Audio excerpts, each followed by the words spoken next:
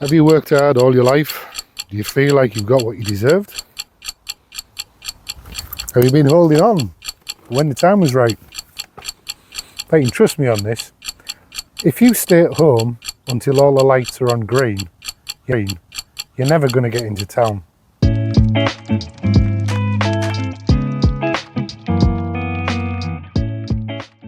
Hiya. Welcome to the second in a series of 2 Why Should I Buy a Bentley Continental GT guides. My name's Nigel the North, and it's been my pleasure to own a Bentley Continental for the last 18 months. So if you're on the brink of buying one and you're worried about the decision, then this might help you either do it or not do it. Either way, I hope it's useful to you. So how does it feel to own one of these cars? Well, it's scary at first. If you're like me, you can't quite believe that it's happening, and there's an awful lot to think about and worry about, but ultimately, as you'll see, I would recommend that you don't let it put you off, that you do in fact just actually take your time and make the right decision for you. If James Bond had been a car, he would have been one of these. There's something quintessentially British about the Bentley. Okay, it's not all English, there's some German in it, but then there is in most Britons. What you do get is this sense of occasion, the absolute quality, the smell, the feel. It's like being in a gentleman's club, but not that kind of gentleman's club. The other one, the one that makes you feel like you've really made it. And that's what's so special about them. I've heard it said that it takes up to 7 hours to sew the steering wheel by hand, and every piece of leather in here has been chosen especially for this car, and every bit of wood has been hewn from the same piece to create veneers that match. Even the organ buttons on the heating controls make you feel like you're in somewhere remarkable, even reverent. There's just no feeling like it. Perhaps Rolls-Royce, but that'd be about it. I love my Bentley. But he's also a bit of a bad boy. Just like Bond himself. It's too powerful, it's too fast, but it delivers it with such grace, such effortless grace, that you can forgive it. And you don't have to drive it fast. You just kind of feel like you want to now and again, and you always know that you could. And that's that confidence thing that you get with the car. It's absolutely unbelievable. Long time ago, when I used to clean other people's cars for a living, I used to get into things like Rolls-Royce Silver Spirits and Jaguar XGSs and the better Mercs. And I used to appreciate the quality and the workmanship and the craft that went into making them, particularly because I spent most of my time cleaning ordinary cars. And the difference was vast. And I knew that I always wanted to have something that special myself. And I never thought I would ever be able to afford it. But this isn't a car that needs to make sense. This is a car that's filled with passion and desire and pride and lots of stupid things like that. But I have a van. I have access to other cars. I don't necessarily need this car to be utterly reliable and economical and all the rest. I need it to make me feel good.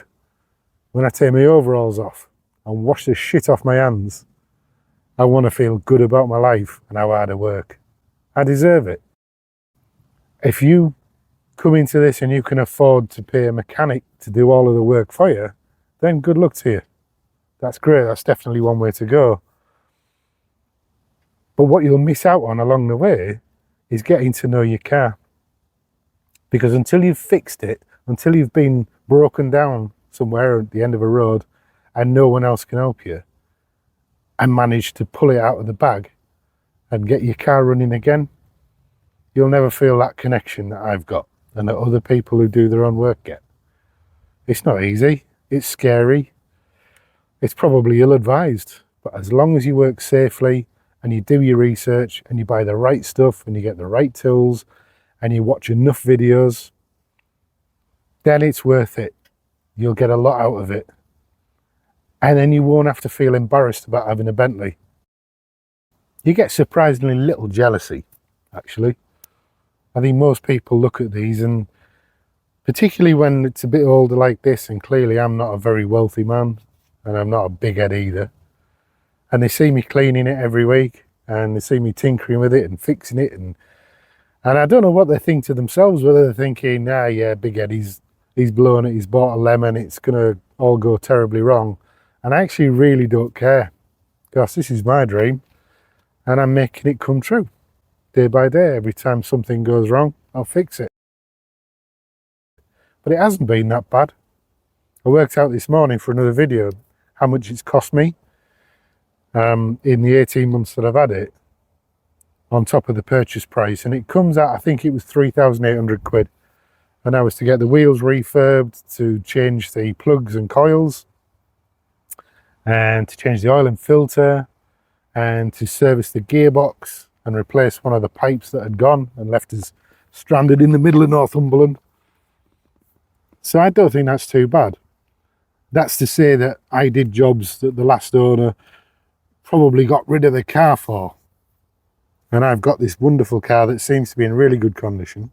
Oh, and incidentally, after I changed the plugs and coils, I found a few vacuum leaks and a few other problems, and I got those fixed up. And now this car drives like never before. I thought it was great before, but it must have been on like 10 cylinders or 8, because now it's so nimble and quick, and it's so economical compared to how it was. Yeah, you'll never hear anyone say that again, will you? But literally, it's gone from doing like an average 9 miles to the gallon to getting me 21, 22 on a run and 14, 15 round town. It's phenomenally different. So I would strongly recommend to anybody to get the VCDS system up, check for any misfires on your cylinders, and if you've got any, get new plugs and coils. It costs about 550 quid. And it has changed this car to the point it's hardly recognisable. It sounds far-fetched and, you know, ridiculous to say that, but honestly it is. I think it was just such a lumpy car to start with. It would have run on 6 cylinders, and I think in the end that's pretty much all it was running on. But nah, different kettle of fish now. Absolutely wonderful and definitely worth doing. So I would strongly recommend that. Well, here we are on Oliver's Mount Racetrack, Oliver's Mount Racetrack in Scarborough, North Yorkshire. I'm very lucky to live here in this most beautiful part of the world, and to have a track like this where I can come and film. I don't drive mad like some of the kids that you'll see flying past me probably, but it's the most beautiful place in the world. I'm going to go for a drive now. Do you want to come? Cool. So pretty much as soon as you get slipped into that beautiful, sumptuous interior and select drive, you can tell you're dealing with a really special car. The ZF 6-speed gearbox delivers the power from the huge W12 6-litre engine smoothly and confidently. It doesn't feel like a hassle. It's just a very comfortable, very powerful vehicle. Going up hills is just the easiest thing in the world. It's got so much grunt. It's almost like a diesel for that. Loads and loads of low-end compression. And the steering, suspension is perfect. I know some people who've driven more modern cars would probably say it's slightly less connection with the road than you would want. But you can always turn the suspension into sports mode for a rougher ride if you want. And select sports mode on the gearbox if you like your revs up. Personally, I don't know. I'm probably just of an age where I'm built for comfort. But it is so nice to know that you've got all of that power under the bonnet if you needed to overtake or get out of some problems on the road. And around where I live, there's loads of tractors and things on the A64. It's just great to be able to get out of danger. But yeah, really sure-footed, reliable, quiet. It's actually quite nice to lower the windows and turn the stereo down and go through a tunnel and just listen to what happens. It's like being a kid again in that respect. But honestly, most of the time you just feel like driving like a queen and being quite gentle and enjoying it and not being a dickhead, basically. So I don't know about tuning this engine. I don't think I would personally need to, but I know you can squeeze some more brake horse out of it and more torque. Yeah, for me, it's absolutely perfect, and certainly since I did the spark plugs, I have absolutely no complaints with it. So I don't know if you've heard of a thing called stiff neck syndrome, and it's the end result of having bought something so beautiful that every time you park it, you have to turn around and look at it. Well, this is one of those cars, and for some reason, particularly the Gen 1 for me, embodies everything that I think a motor car should be. It's the curves, it's the styles, the lines. In fact, the first time I washed it, I thought to myself, you know, if this engine blows up, I'll just park it in a garden somewhere and enjoy cleaning it, because it is just one of the most pleasurable cars to wash ever. It's so slippery. There's no corners and bits to get your fingers caught on, and it's just a marvel of design. In fact, I have a bit of a theory, and I don't want to offend anybody who's bought a newer one. Bon on, good luck to you and everything, and no disrespect. But I think they got the design so right on the Gen 1 that ever since they've been struggling to justify the price difference for someone to buy a new one. And so they've ended up, in my humble opinion, with something that's lost most of the charisma. I mean, they're a gorgeous looking car, don't get me wrong, but they look more like an American car than a British one. And I don't know if the Americans actually asked for that. Did you? Please comment down below and let me know if that's the case. But they're starting to look like flat-fronted Chevys and, you know, pickup trucks instead of these wonderfully curvy, voracious motor cars that are like something from the 60s. I have to admit, the styling is what you'd call traditional. In fact, I remember in the first few weeks that I bought Nelly, I'll tell you why I called her Nelly later or another time. When I closed my eyes of a night, I couldn't picture her. I kept seeing a Mark II Jag. And it's really strange. I couldn't get a picture in my mind of this car that I'd bought and I'd been cleaning for weeks. And it's because there's something about it that's almost amalgamous. You know, it's a collection of all the best looking things that I remember, and put together in one great package, one great car. One thing that you might have to get used to, and some people don't struggle with it, I do because I'm naturally a shy person, as you can tell, is imposter syndrome. Now, I've suffered from imposter syndrome my whole life. I didn't go to university, although I've got 2 degree level qualifications, and I never really belonged to the set of people that you would traditionally expect to be high achievers. I've always done okay because I work really hard, but I still feel like a bit of an imposter. I remember the first Range Rover I bought, even though it was an old nail that cost 750 quid and I made it look beautiful. When I was driving it, I didn't feel like I should have been. I was driving around with my arm under my chin like this all the time, you know, trying to look nonchalant. And I thought, well, that's really not me, but I couldn't get used to it. And it was the same thing with Nelly. You know, you don't know how you're going to be perceived. You don't want people to think that you're some big head that thinks he's all that because he's got a flash car, even if it wasn't as expensive as the Suzuki Vitara that they're sitting in. But you just have to get your head around the fact. And the way I did it was to actually become handy with tools and fix my own car as much as I possibly could. It gives you a sense of ownership that you wouldn't get if you keep taking it to the garage. And I know I've mentioned that somewhere else, but it's just how I get along with it. Other people full send it and buy Bentley jackets and caps and are really proud of it, and good for them. God bless you. I wish I had your confidence, but I just don't. And I think probably a lot of people going into the bottom end of the market like me might feel the same way. One thing I will say though, with very, very few exceptions, that no matter how old your car is, you're accepted by every other Bentley owner. You know, I've waved at people in cars that cost more than my house, and they've always waved back. You know, it's a special feeling and it's really nice. And you get a similar sort of reaction from general members of the public. You know, people come up and talk to you in car parks about the car and they're really interested.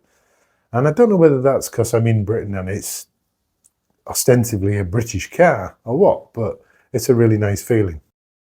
So if you are in the market for a Bentley and you're looking at a Gen 1, you'll probably have picked up on most of the forums telling you what a bad idea that is, because they had vacuum line problems. And this is true. They did. They routed the vacuum lines above the gearbox in the Gen 1 up to late 2006.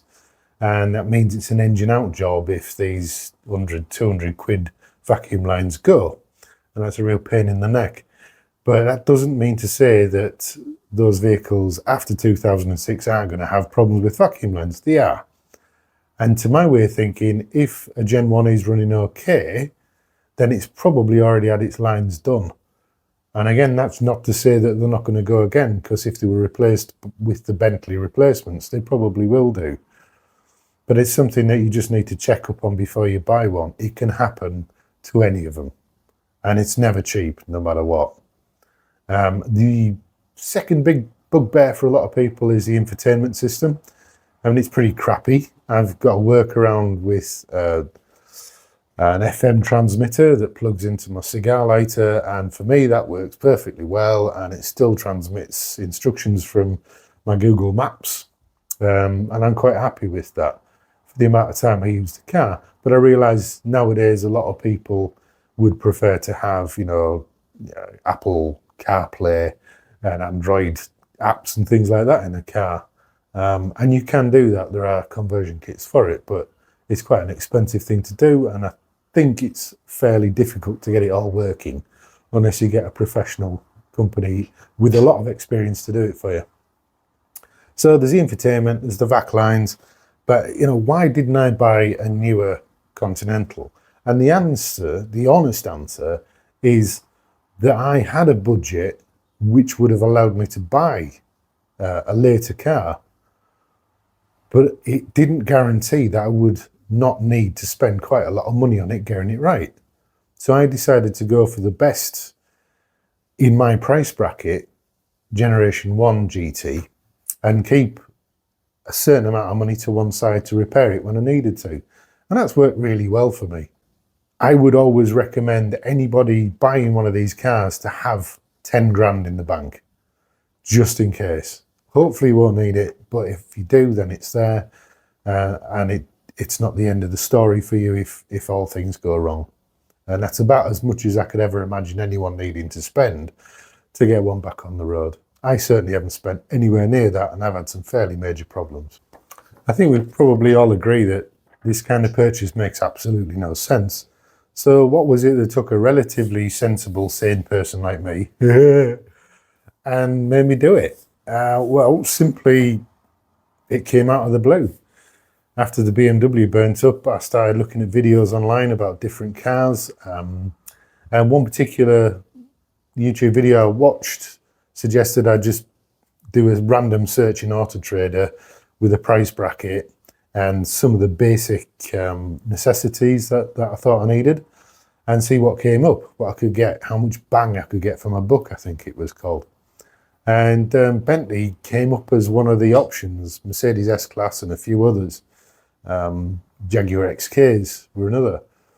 And so I started researching all of these cars to see what commonly went wrong with them, roughly how much things would cost. And I must admit, I found it pretty hard going, but I did find one channel, and I'm going to openly blame Matt Armstrong. I don't know whether you ever seen Matt Armstrong's videos. Matt's a great guy.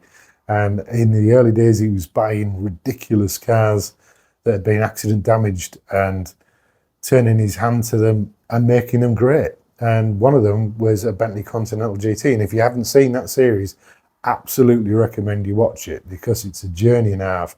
He ends up going all the way to Monaco in this car that he's fixed with his wife, Hannah. But both great guys, and you'll probably enjoy watching that, I would say. So I blame Matt Armstrong for all my problems. It's easier than taking responsibility, isn't it? Let's be honest. So the other big thing was it actually made me feel excited.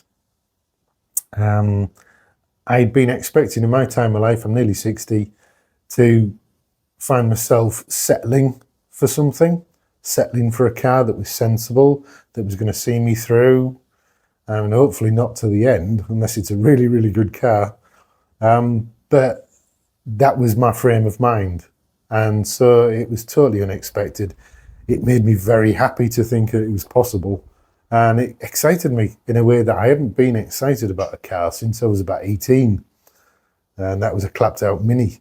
The thing I've probably said before, but it gets me every time I open the door, is just the old world quality feel about it. From the chrome and the wood and the leather, and knowing that most of it's handmade inside, stitched by ladies in the country where I live. And it feels just so special to be a part of that in any small way. And yeah, so I think that was it. It gave me the opportunity to buy something I thought was gone. I thought the days of having such opulence in a vehicle had been eradicated after the move towards trying to save the planet by making recyclable cars.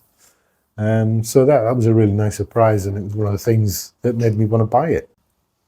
I guess you could also say I left the best till last. It's almost certainly the best car I've ever owned. Certainly the fastest. It may not be the most reliable, the newest, or anything else, but it is definitely the best. The best. So a quick word on warranties. If you're not buying a car privately and you're buying it through a garage, then you are covered by the consumer protection afforded to you by law. If you buy an extended warranty, the garage that you bought it from might try to slither out of their responsibility to you as a buyer by giving you one of these mechanical breakdown insurance policies. Now, I'm going to get a lot of hate from motor dealers from this because I used to be a motor dealer myself, but I can tell you that the serious problem that you'll find is the claim limit. If your claim limit on the policy isn't something like £3,000, it's probably not worth having. Also, the cover itself may not be everything you need it to be. Might not cover all of the items that are likely to go on the car, or it may exclude wear and tear items. That's why they call it mechanical breakdown insurance. It's something has to break before it's covered. You know, worn out brake pads and things like that aren't covered. Tyres aren't covered. Oil leaks are usually not covered unless there has been a mechanical failure which has caused that oil leak. So it's all in the wording. I wouldn't put too much store in them myself. If it's going to cost you £500, £800, £1,000 to buy the warranty, you're better off putting that into an inspection of the car and keeping it in a kitty to repair things that are needed. Do I have any regrets about doing what I did? No, I actually don't believe in regrets. I believe in preparation and research. And I heard before the people say you tend to regret the things in life which you did not do. So no, I have no regrets. Would I do something differently next time? Yes, absolutely. And I'm hoping these videos and the videos that I make about how to fix basic problems are going to help somebody else who was in the same position I was 18 months ago.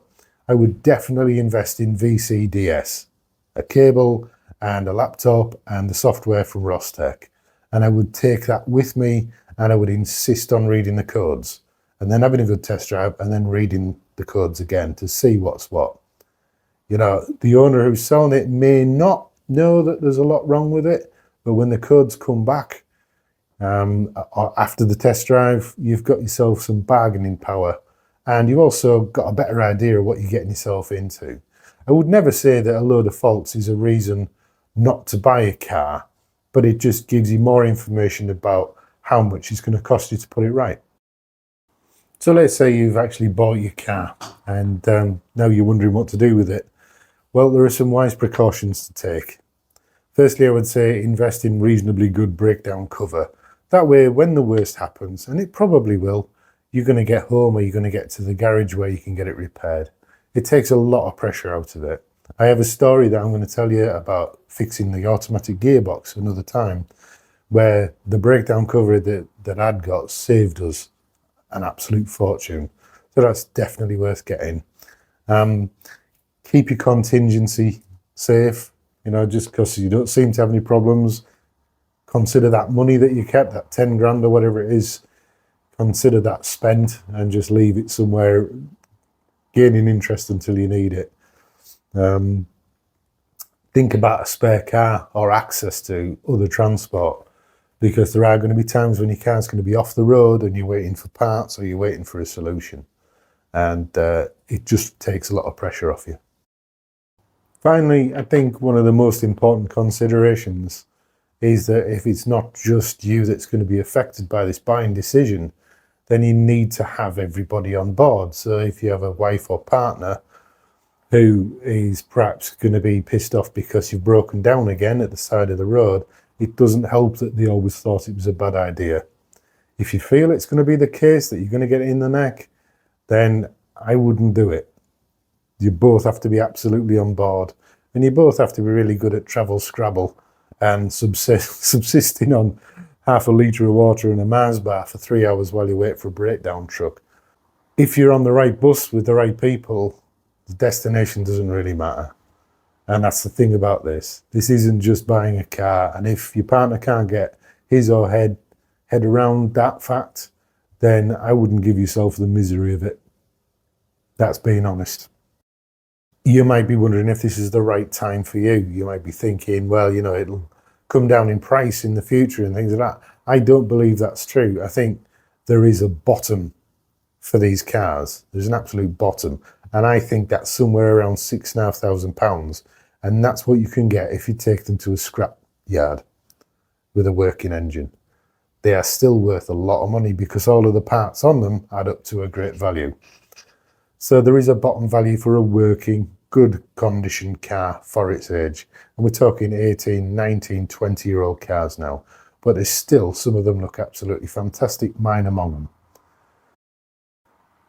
I don't know if they're going to go up in price. I think personally we'll be financially hammered with road tax and petrol costs and the environmental pressures. But to me, I can't ever see it being worth less than I paid for it myself, as long as I look after it. So yeah, it's an investment. If I'd spent £150,000 on a newer one, then the depreciation I would lose in between buying it and selling it would have been more than ultimately I could ever probably spend doing mine up. So it's a sensible choice for me on a Gen 1. If you want trouble-free motoring, then you spend as much as you possibly can, of course, and I respect that.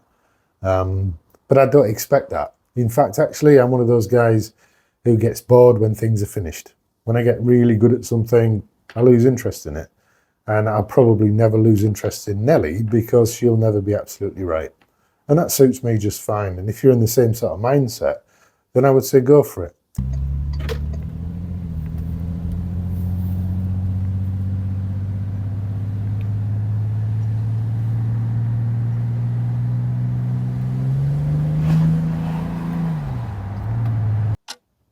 One life, live it. Happy motoring.